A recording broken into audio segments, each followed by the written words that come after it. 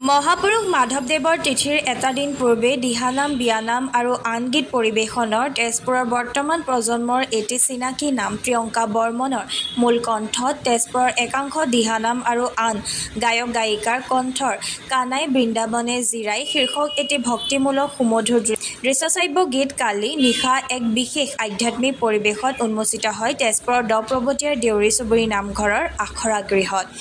উল্লেখ্য, অহা 17 ছেপ্টেম্বৰত বিশ্বকৰ্মা পূজাৰ দিনটোত তেজপুৰৰ অসম ৰাজ্যিক পৰিবহণ নিগমৰ বাছ আস্থানত তেজপুৰৰ একাংশ নিৰ্বাচিত ভাওনা শিল্পীৰ দ্বাৰা নিবেদন হ'ব লগা বান পৰাজয় কোমৰ হৰণ শীৰ্ষক ভাওনাৰ আখৰাৰ স্থলীতে প্ৰিয়ংকা বৰ্মনৰ মূল কণ্ঠৰ নতুন প্ৰজন্মৰ হিমাংশু বৰাৰ কথা সংগীত আৰু সুৰৰ এই সুন্দৰ ভক্তিমূলক গীতটি আনুষ্ঠানিকভাৱে উন্মোচন কৰে অসম সাহিত্য সভাৰ প্ৰচাৰ উপ সমিতিৰ উপসভাপতি পংকজ বৰুৱা, নাট্যকাৰ, পৰিচালক তথা সাংবাদিক পুলক কুমাৰ ডেকা আৰু কণ্ঠশিল্পী ভাস্কৰ মৌনসে।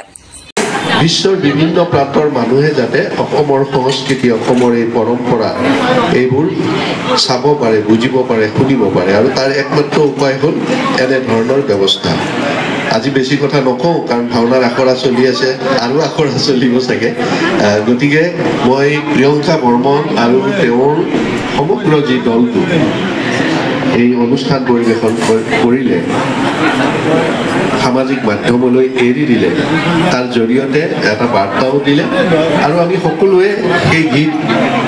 সেই নাম শুনিব লাগে আৰু যিমান পাৰি আমি যে কওঁ ভাইৰেল কৰি দিব লাগে, এনেবোৰ কথাহে আচলতে ভাইৰেল কৰি দিব লাগে। এজন যুৱকে সুন্দৰকৈ বাঁহী বজাই আছিল, সেই যে বাঁহী বজাই আছিল সেইটোহে ভাইৰেল কৰি দিব লাগে। প্ৰিয়ংকা বৰ্মনে বহু আধুনিক গীতত কণ্ঠদান কৰা, দিহানামত কণ্ঠদান কৰা দেখিছোঁ আৰু মই ভাবিছিলোঁ এইটো আধুনিক গীত বুলি, কিন্তু ভক্তিমূলক গীত বুলি জানিব পাৰি তেওঁলোকে ভক্তিমূলক গীতৰ যিটো মহত্ব আৰু গুৰুত্ব তাৰ বিষয়ে অৱগত কৰিছে। যে সেই কথা জানি আৰু বিশেষভাৱে অৱগত হ'ল এইকাৰণে যে ভক্তিমূলক গীতৰ চৰ্চাটো যথেষ্ট প্ৰয়োজন হৈছে আমাৰ সমাজখনত। এতিয়া মোবাইলৰ ৰীলৰ কথা তেওঁলোকে কৈছে, হাততে থকা মোবাইলটোত অসংস্কৃত কিছুমান স্থূলৰুচিৰ গীতে আমাৰ উঠি অহা প্ৰজন্মক এনেদৰে গ্ৰাস কৰিছে, যাৰ বাবে আজি সমাজখনত অবাঞ্ছিত কিছুমান ঘটনা সকলোৱে প্ৰত্যক্ষ কৰিছে। আমাৰ সমাজখন বুলিয়ে নহয়, আজি আপোনালোকে এইকেইদিন এটা দৃশ্য হয়তো দেখি আছে যে নেপালত যিটো পৰিৱেশৰ সৃষ্টি হৈছে, প্ৰতিবাদ হ'ব লাগে, প্ৰতিবাদ গণতান্ত্ৰিক প্ৰতিবাদৰ কোনো বাধা দিব নোৱাৰে, কিন্তু নেপালত হোৱা যিটো পৰিৱেশ, অসহিষ্ণুতাৰ যিটো প্ৰকাশ, সেই প্ৰকাশে আমাৰ সমাজখনৰ পৰিকাঠামো ভাঙি চুৰমাৰ কৰিব। নেপালৰ ভাঙি চিঙি চুৰমাৰ কৰা দৃশ্যবোৰে আমাৰ যেনেকৈ উঠি অহা প্ৰজন্মৰ মনস্তাত্ত্বিক দিশত যথেষ্ট মানসিকভাৱে প্ৰভাৱ পেলাব আৰু সেই প্ৰভাৱক প্ৰভাৱান্বিত কৰিব এনেধৰণৰ ভক্তিমূলক গীতেৰে।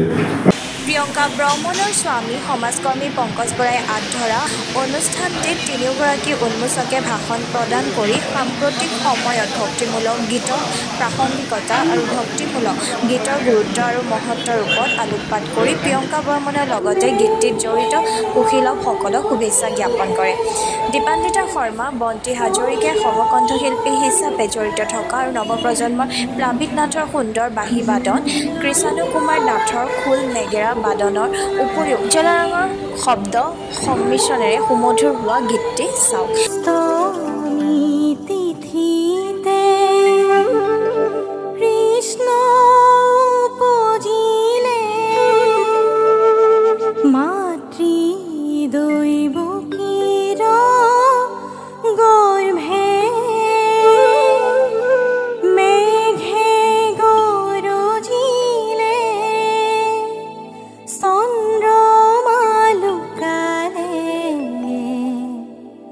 যমুনা